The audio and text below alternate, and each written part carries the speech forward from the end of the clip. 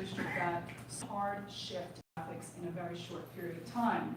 So the district that I currently serve is not the district that it was 8 to 10 years ago. So there comes a whole lot of people that are struggling to accept the district that we now serve. We are #1 in New York State for our agricultural migrant Latino students, #1 in the entire state. We look for people like myself who come to Riverhead and see that as something that is attractive and challenging and really, really tough, as Julie was saying, on most days, but also really, really rewarding at the end of the day. For us, like I said, I think we're in the very beginning of having these initial conversations, and it's really important that the message is sent that this is not another district initiative. This is about how we are going to change the lens of how we see our students, how we see each other, and especially how we see ourselves. Those implicit biases, I think, are critical. And I think in a perfect world, you'll have a supportive board and a supportive community and everyone will be on board, but I have to tell you, that is not the way it is in most cases. These are very, very difficult conversations to have, and you really do need to be committed to this work. So in Valley Stream, I always say it's a tale of two cities. In the high school district, which is a separate corporation, we have 3 elementary districts, 13, 30, 24, I'm in 13. And we appoint 3 members from each of those boards to go up to the high school district. I don't know whoever thought about that, but that's how it's done. So on the elementary district, we've gotten a lot of really good work done. And the high school district, they do well. Our school was always listed in the top 100 or whatever. But in regards to the diversity on the high school level, the superintendent and I presented up in Philly about a month or 2 ago in regards to diversity. And we talked a little bit about that because on the high school level, what we're finding is that, I went up to the high school about 2 years ago, we're finding that our minority candidates are not really becoming successful up there. So we don't know what's really going on in the system that doesn't allow the support that they need, particularly administrators. We're finding a large turnover in administrators over, say, the last 10 years. So demographically, when I came to Valley Stream 18 years ago, it was very diverse, but there were some migration going on, a lot of white families moving out and more minority students. So it's the first township in from New York City. So there was this conversation that, oh man, the Brooklyn people are coming to take over the community, right? So it was very interesting, but the people that were coming from Brooklyn, it was very interesting. They were doctors, lawyers, teachers, they were highly educated because you have to be pretty much set to kind of do that. So what we found is the people that were staying were the people who parents passed the houses down to them. The people who were like, blue collar, now you're competing with blue collar and white collar. So the movement in that district in 19 years now has been really amazing. The issue that was starting to come about, like again, we have an all-white school board and there's no representation at the top of anyone that represents the movement or the change or the shift in the community. And the assumption is that these people are coming here with deficits because the city school district is not as good as the Valley Stream School District. So when the kids were coming there and they were, I remember it was so funny because, a lot of times you relate this back to your children. Both of my kids, one of my older sons went to Bayside School District and then came to Valley Stream, and one of the teachers asked me, said, why did you do that? Because Bayside, School District 26 in the city is like one of the best school districts in New York City. And so we moved there, he was in 3rd grade, and he was in the gifted program in Bayside, he was doing very well. And then he got to Valley Stream, and it was just like, oh, well, what could you provide some extra work? Could you do some extra things? Not really. And then when my youngest son came, who was even smarter than the other one, right? It was funny because they had a gifted program in the 3rd grade or the 4th grade, but I was noticing that the kids that were in this gifted program were not representative kids that looked like me. And I was saying to myself, and so we took my son to Hofstra here, kudos, to be evaluated, because we said this is the 2nd time, and we're the same again. And he scored in the high superior range on the IQ test when they tested him here, but he did not get into the gifted program in Valley Stream 13. So That's why my wife was insistent that, listen, it's time for a change. And so, you know, to just start to question those things, and even in the high school, my oldest son was in AP classes, and he was like one of the only kids in the AP class of color. And so I always had conversations with the superintendent, like, what's going on here? You're trying to tell me we got 40% minority students, but only 2% represented in the AP program? I'm an educator, I don't understand that. You know, I work in Uniondale, and I see so many kids that are taking AP classes that have similar skills as maybe my kids. So for me, it was just like really trying to get them to understand that, listen, we don't want you coming this deficit, this feeling that there's a deficit issue going on here with kids that are coming here that move from Queens or Brooklyn or wherever they move from in the city, and that we have to be mindful of how we're going to encourage those kids. Because my son was telling me that the teachers would come in class and say, you don't take AP, it's really, really hard, you know, maybe just take a regular Regents class. And that was a problem for me, because we're telling them, listen, we want somebody to pay for you to go to college, so you better be in those AP classes, you better do well in them. So again, it's just really, I think the culture had to change, and it was hard to really shift that focus. And as a board member and speaking to the head, the people that actually make the policy and create the policy, that's where the work starts, because they're the ones that say to the superintendent, this is what we want you to do. Sean, And then we thank do you. it. Thank you. I can go on for days. All right, we have about 5 minutes left because we really want to have a sufficient amount of time for questioning. But let me briefly, in terms of your strategic plan, what would, and clearly your goal, a key goal in your area, to achieve diversity, and what then would be an earmark structurally within your organization of your move to achieve diversity? I think I can speak to that. Besides having the committee, we keep data, and we monitor the data very, very carefully.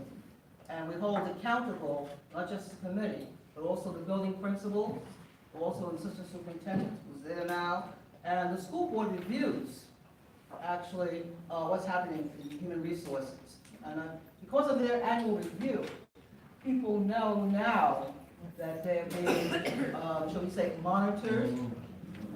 All right, and since they know they're being monitored, they're a little bit more mindful of how they react to the process of reviewing resumes, how they treat, they interview candidates, and also how they recommend the candidates and how they treat them once they go into the school building.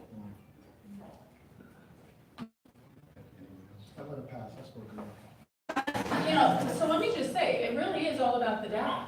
You know, so the data is, do people from diverse backgrounds come, you know, find success and stay? That's really, you know, there's all sorts of things that need to happen to make that happen, but that's really concrete, you know, that's the benchmark that we're being successful. I think also it's about the programs that are implemented to support students of color.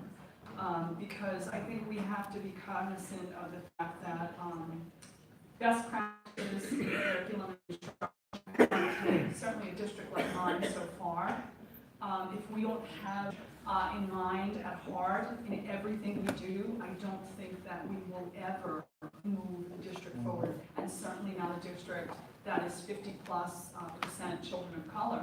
And when you look at the subgroups that are struggling, I don't need to tell you who's in those subgroups. So what is that district doing? What are we doing to ensure that our students are successful? And part of that has to do with looking at our educators and how we're bringing diversity to the table. Thank you. Thanks so much.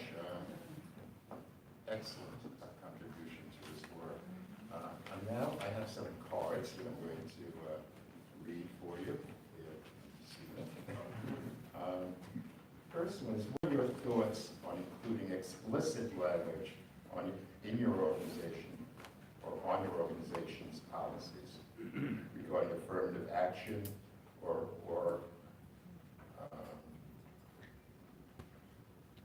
affirmative action? I think it's important to do that. Where the council had a thought symposium on diversity and inclusivity, and one of the strong points of that was creating a plan before you left of what you were going to do. And one of the goals that our board had was a review of our policies and regulations to make sure that they encourage this work. You know, board policies and regulations are reviewed by attorneys to make sure that they are legally sufficient. They're not reviewed to make sure that they are supportive of this work. So I think it's important not only for that, for your mission statement, for any kind of written beliefs you have, to be explicit and, about this work. So also with the policies, we have, when we were doing this work initially, we had a whole 2 board meetings to talk about when they put minority candidates encouraged to apply. That was 2 sessions because people thought, why do we need to do that, right? So why we need to do that is the reason why we need to do this work, because we really don't have any minority candidates in the district. This is what I'm talking about, the elementary district. So some really, again, some education about that language and how we're going to use it. And what's the purpose of using it? Is it tied into the mission and vision of what we're trying to do? If we're trying to become more inclusive as a district, represent the community, then our language, our policies, everything has to be.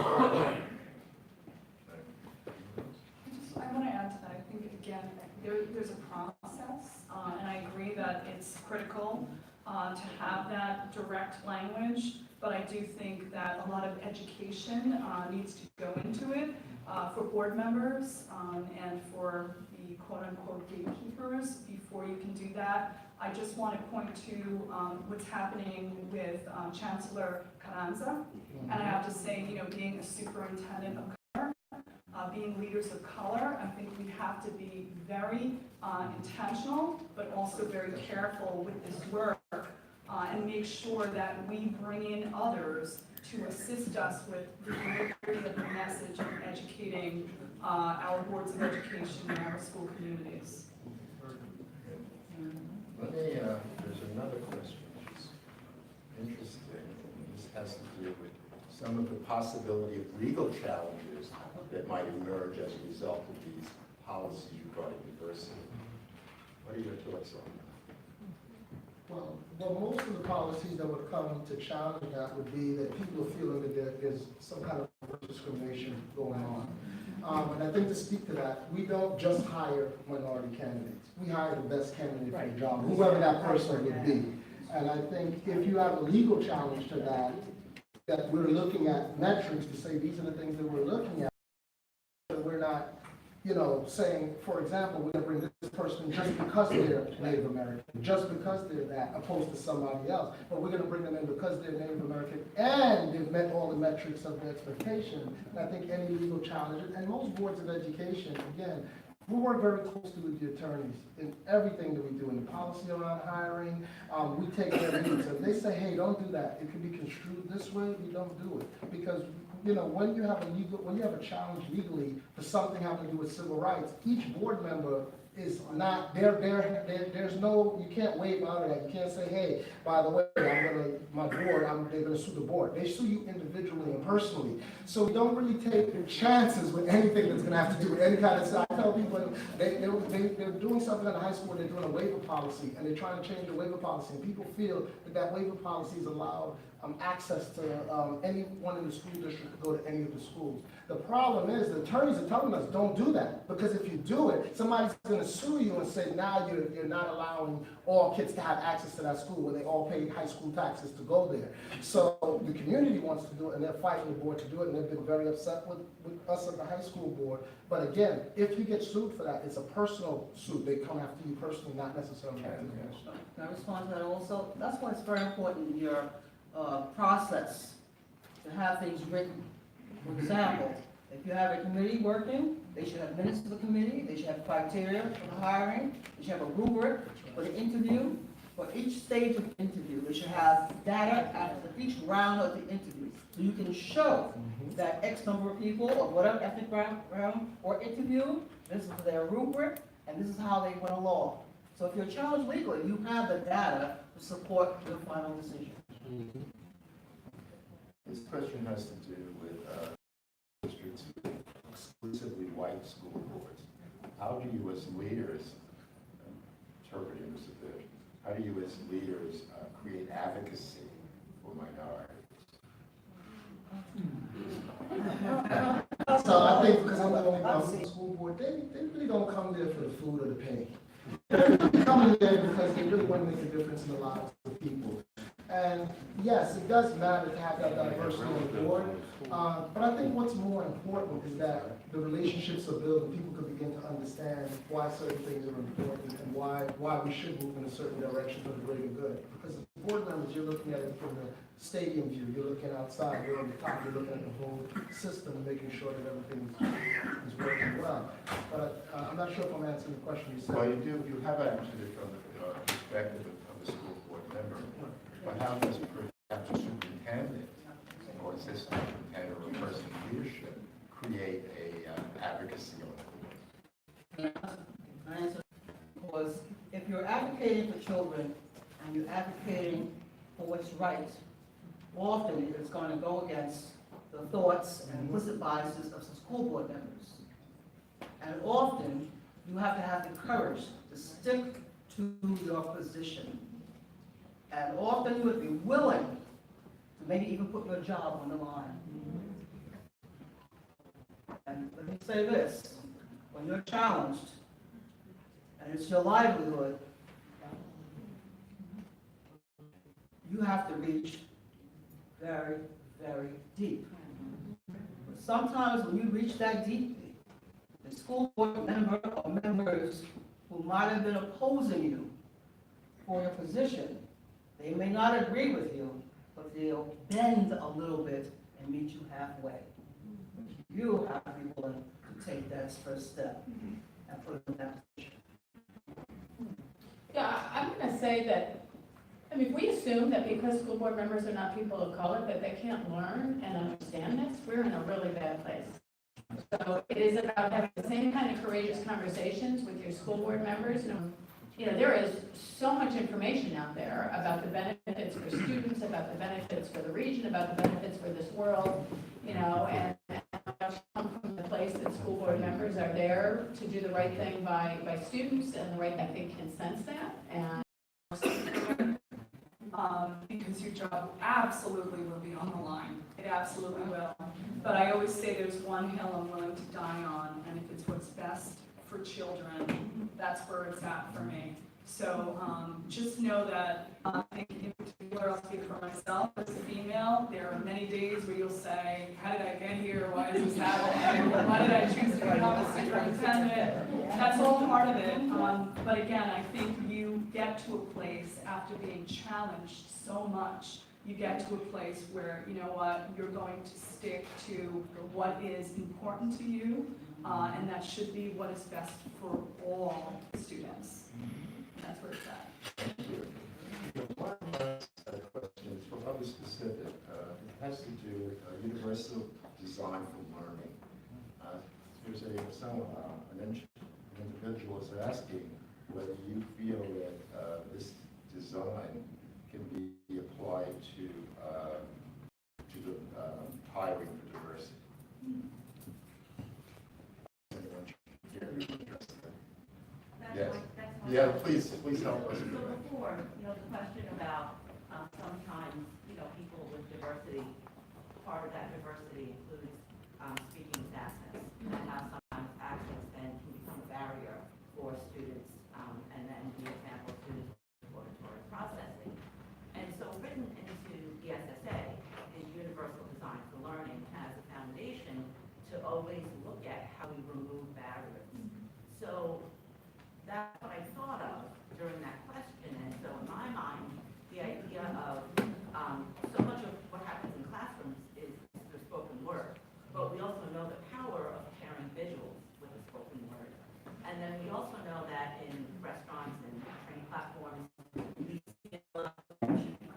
And so the role then, perhaps in those situations, working with closed captioning, help to address that issue and thereby remove a barrier, so to have that lens, and then what I think Dr. Lewis said before about creating welcoming environments for individuals of color, and how if we do that, then we just increase the welcoming nature for all teachers.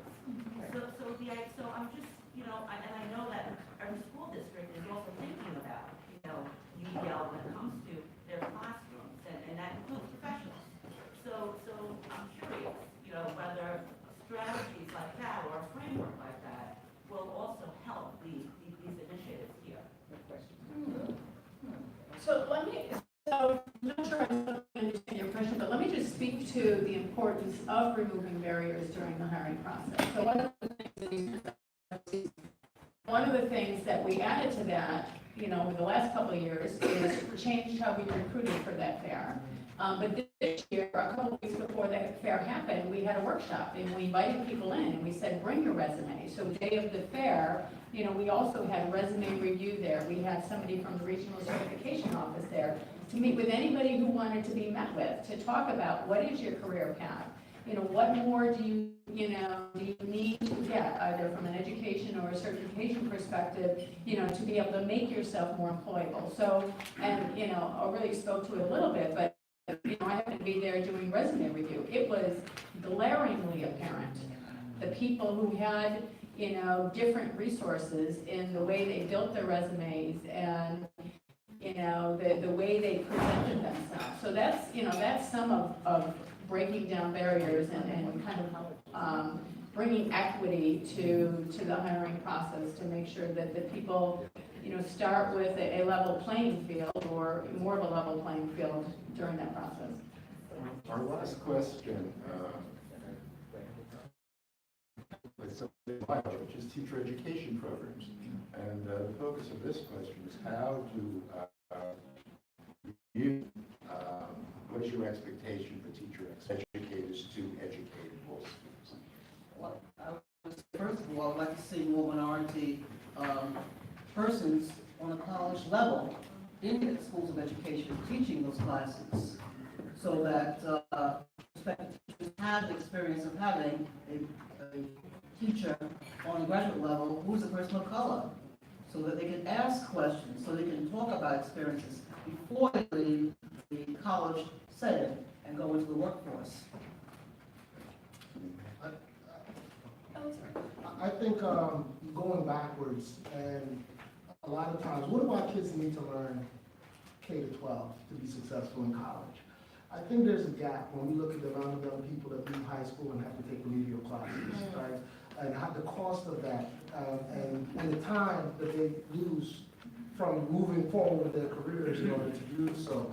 So I think the partnerships between the universities, and the universities on Long Island particularly have been extremely good in that aspect in the various districts, Hofstra, Malloy, all of those schools in the neighborhoods, all of the things with us in Uniondale, has helped us work with our students.